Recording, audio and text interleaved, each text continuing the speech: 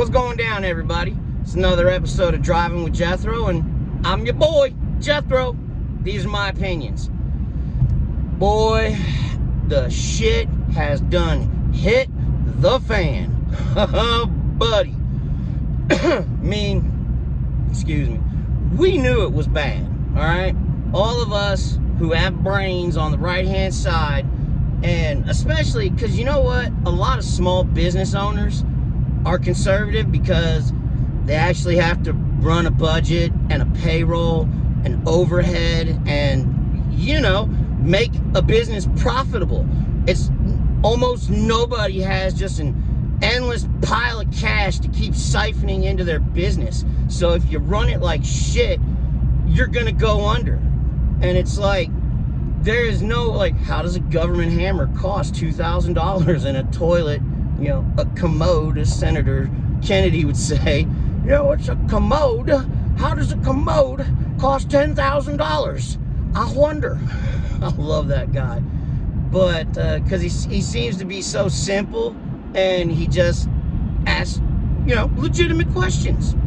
And, yeah, because y'all been caught. It's only gonna get so much worse. They haven't even touched Medicaid or Medicare or any of the fraud, waste, and abuse that's going on in that shit.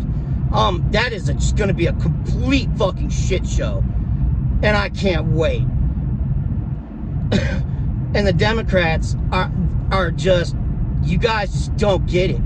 We've been saying this for a hot minute. You never understood why Donald Trump was so popular. And here's the deal.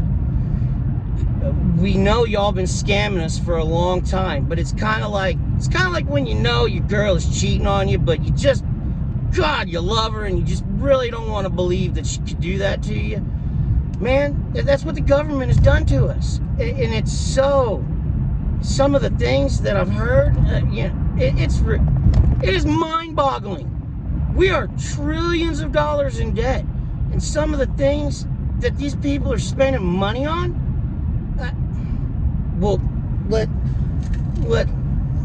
I will get back to that. First of all, pause, rewind. How you doing, Jay? Pause. Jay Williams, Let's Live Life. That's where I get that from. He's awesome. Check him out. He's a real human being who lives life and makes mistakes and tries to be a man and owns up to them. And he's got a good message for everybody. So definitely check him out. Him and my boy JD DeLay. Those are my two favorite podcasters. I love those guys because, like me, they're in recovery and they get it. And the rest of the country now is starting to get it. We're all waking up. The Matrix is going bye-bye. And it's about damn time. Seriously, folks. Who used to say that? A paper bag president. Gosh. Can you believe, like, you go back and watch some of the clips of Biden and it's just, this guy was in charge of nuclear weapons? That's fucking terrifying. Thank God Grandpa, who's still got his senses, is in charge now. And maybe one of the smartest businessmen that's ever lived on our planet. Glad he's in charge and treating our country like a business. But, so, the Super Bowl was yesterday. Glad that the Eagles played a good game and won. Not because I got anything against anybody on the Kansas City Chiefs, but, you know, as the liberals always say, a little bit of diversity is good for everything, you know. Diversity is our strength. So, and I just didn't want to hear, you know, it's bad enough for 20 years listening to how awesome Tom Brady was every year. Like, this was going to make the next 15 years of Patrick Mahomes just pretty much unbearable. You know, until, you know, Travis Kelce and Taylor Swift pop out the first kid, and then half the world's going to lose their minds and go buy her baby pictures and, you know, the baby-inspired album that she'll put out. So, but the ladies of The View were talking about it, and it's just, like they had a problem with Trump showing up at the Super Bowl, and it's like, I'm pretty sure he won Louisiana. He did. I'm pretty sure he won the popular vote. He did. Pretty sure he had more black folks vote for him than any other presidential candidate on the Republican ticket in history. He did. Latinos, same thing. Asians, same thing. And it's like, they acted like, oh, and Kendrick Lamar, he sure showed him up. And I was like, nah, if anybody got destroyed yesterday, it was Drake. And I respect Kendrick Lamar. He is a poet, and he's got a platform, and I definitely agree with some of the things that he says, but I definitely disagree with some of the things he said. But I thought he put on an excellent halftime show, and I enjoyed it. That being said, they thought that it was so embarrassing for Trump that he should have gotten up and left. And it was like, man, I know he was, he likes to send dual messages in his rhymes and his poems and his music and everything. Kendrick Lamar does. But I saw a lot of red, white, and blue. I loved Samuel as Uncle Sam. Like, that was awesome. Like, I still think he should have dropped a motherfucker as Uncle Sam. That would have been badass. But, and would he have gotten in trouble? I mean, come on. It's Samuel Jackson. You want my blood? Take my blood. Yes, they deserve to die, and I hope they burn in hell. He did. If anybody could get away with it, he could have. Excuse me. So, but yeah, the ladies in The View, they had a problem with Trump being there. They acted like, and then at halftime with Kendrick Lamar, they acted like the stadium had been taken over by a bunch of people in white robes and shit. Because they were like, ooh, I bet that made all the white supremacists in there just, and it's like, where? This is what I don't understand,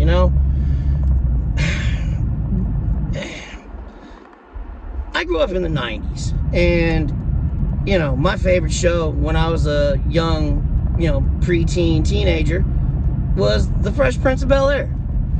And it never once occurred to me, and maybe it's because of the awesome family that I grew up in, but it's like,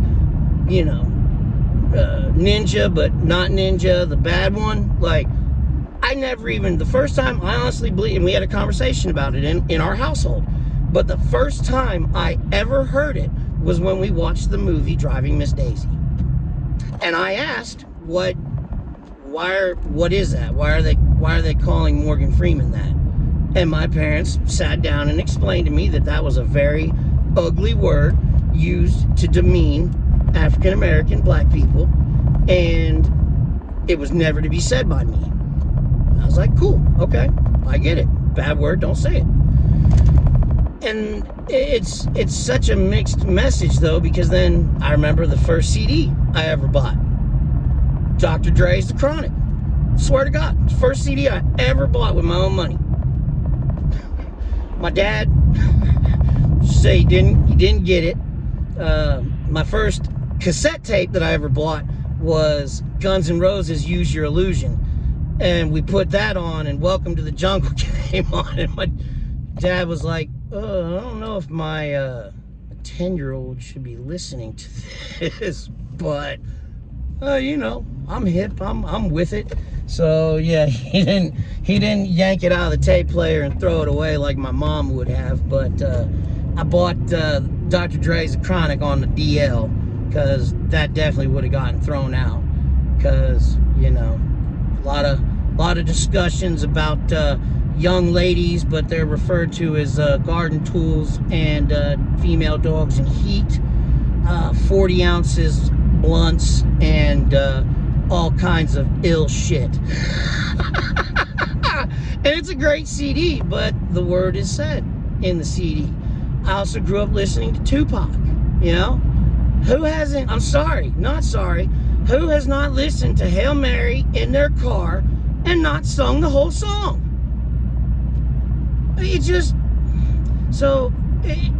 Again, it's a very mixed message.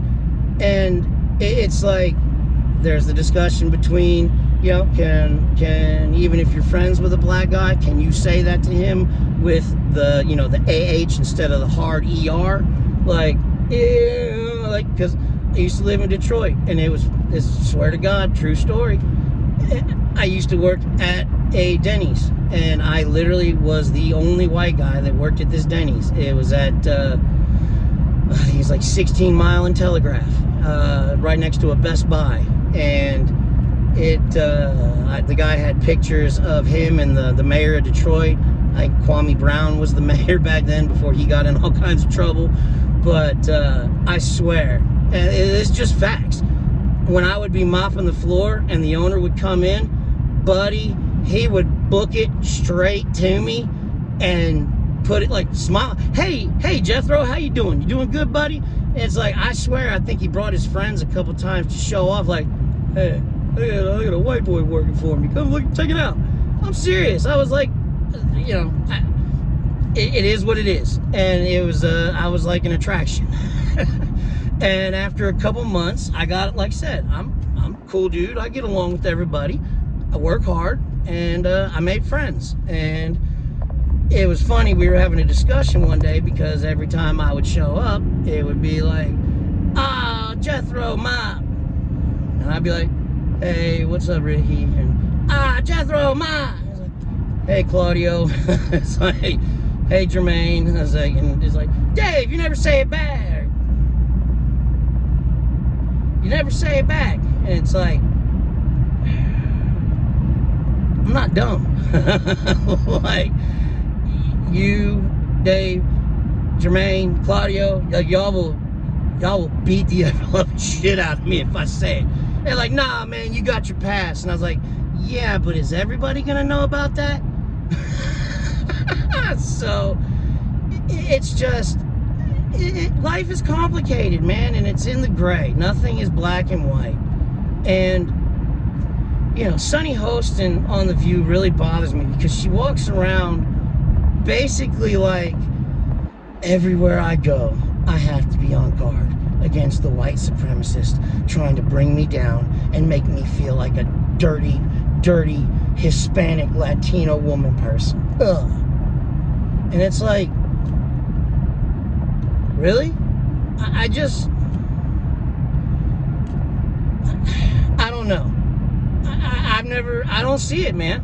And I definitely didn't come from a family that would condone behavior like that. But you're kind of doing, like, don't you realize, Sonny, that by saying, like, you're doing you're doing what you say we do. Because you're saying, oh, all white people are trying to keep us down, and I have to be on guard, and I have to tell my children to you know, give Whitey a wide berth because he's coming to get you. And it's like, no, I don't think so. I mean, sure, are there white people that don't like people of other colors, creeds, and shit? Sure. But aren't there black people that don't like other people of races, creeds, and whatnot? And aren't there Asian people that don't like people of other creeds and religions? It's like, yeah, because we're all people. And all people are homogeneous. Like, they're not all the same. People are different. And you can't just lump everybody into a category. It's like, I say Democrats a lot on a lot of my videos, but it's like, not all Democrats are bad people. It's like, Bill Maher gets it. Like, Trump took out the end racism from the end zone. And the ladies at The View, and it's like, it's stupid. Like, what does that, like, does that really need to be there in 2025?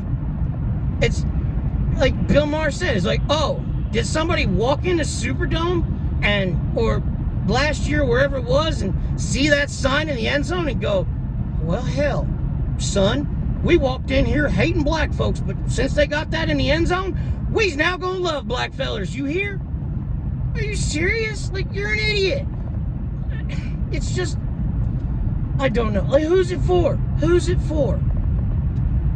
So, they also, like I said, I wrote some things down because you guys don't need to watch that shit.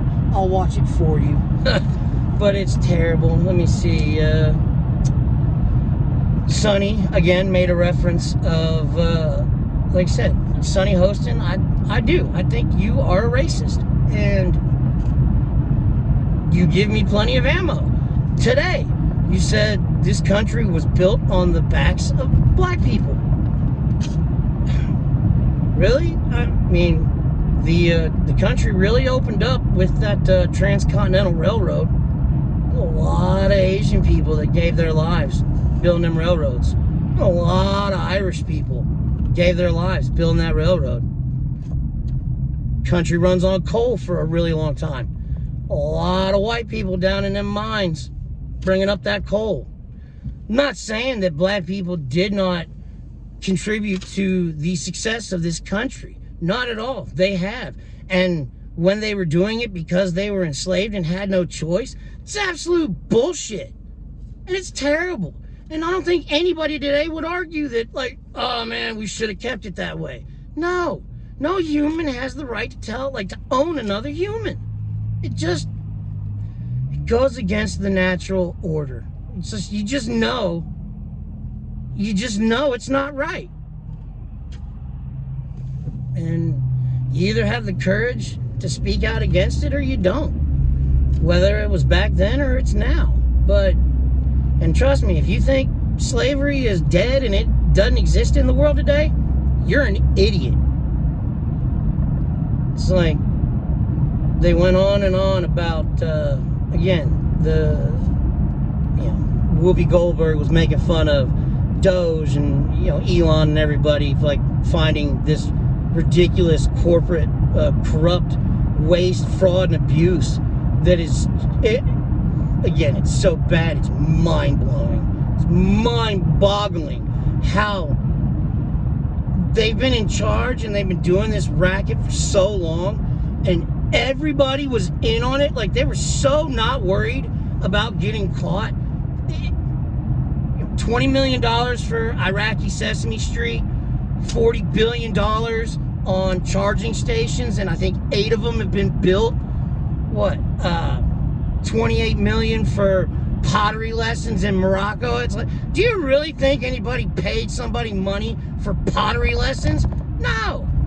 It's a racket to launder money. And again, it's so bad and it's so deep. Why do you think what happened in July happened in July? Because you fucked with the bull and you knew the horns were coming. So you tried to kill the bull and you missed. And now he's in the China shop fucking your shit up. And hadn't even touched Medicare, hadn't even touched housing, federal, the food stamp programs. Oh my God, what they're gonna uncover, because you guys weren't even trying to hide it, because everybody was in on it. Y'all are so fucked. Y'all are so fucked. I wouldn't give a plug nickel for any of your futures, because it may take years, but there's an orange jumpsuit in a bunch of y'all's futures. Sing one of my favorite songs, I fought the law and the law won. I fought the law and the law won. Let's see, what else do we have? Oh yeah, 27 million on gift bags to illegals. USAID supposedly was giving out. And then there was another number that they were actually spending between $500 and $600 million every 2 months to bring illegals into this country. It's like, remember all those late at night flights that we were hearing about that, no way that's happening. Well, we talked to the ground, no comment. It's like, where do you think the money for all that shit was coming from? It's so... Thanks, 200 million on a dam that doesn't work in Afghanistan, and another 250 million on a road that apparently doesn't go anywhere. It's a money laundering scheme, plain and simple.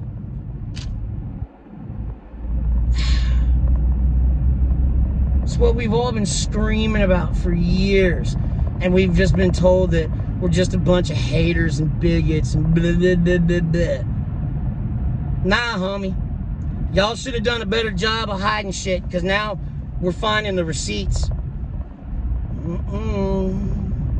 Y'all been up to no good.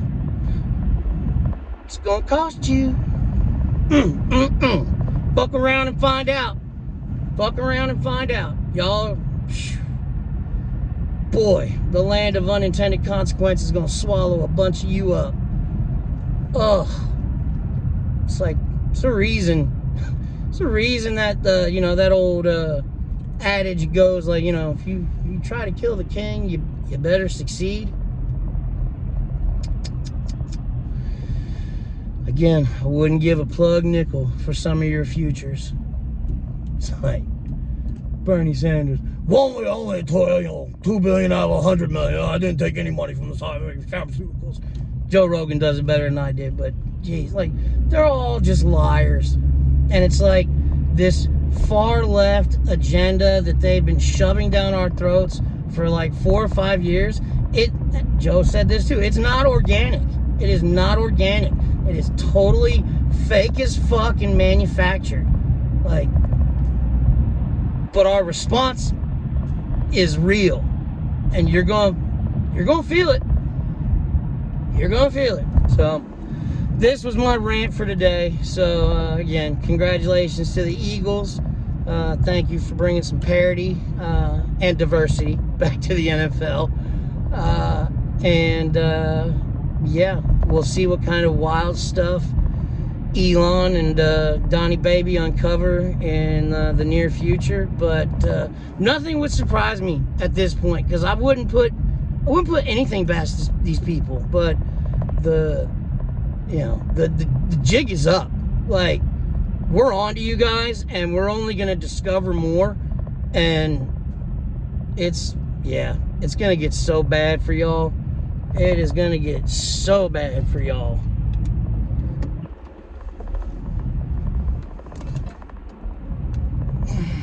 But I digress. Anyways, this is Jethro. Y'all be good, or be good at it. We'll talk to you later.